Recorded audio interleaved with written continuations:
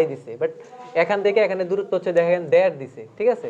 আবার এটা থেকে এটা দূরত্ব হচ্ছে দেখেন 1.5 দিছে প্রায়, আবার এটা থেকে এটা দূরত্ব দিচ্ছে 1, ঠিক আছে।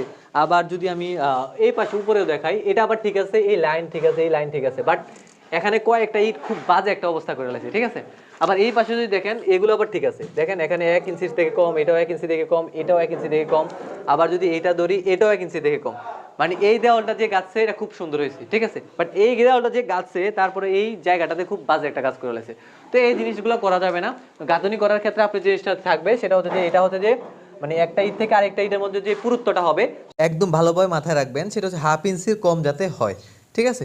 তো ইট বাঁকাতেরা বা হচ্ছে দেওয়াল বাঁকাতেরা, মানে ইট তো বাঁকাতেরা থাকবেই, সেক্ষেত্রে হয়তো বা আপনার কখনো কখনো একটু বেশি হইতে পারে, 1 ইঞ্চির কাছাকাছি হইতে পারে। তবে আপনি একদম কমপ্লিটলি মাথায় রাখবেন যেটা, সেটা হচ্ছে যাতে 1/2 ইঞ্চির বেশি না হয়। বাঁকাতেরা হলে এটা অন্য বিষয়, এটাকে অন্য হিসাবে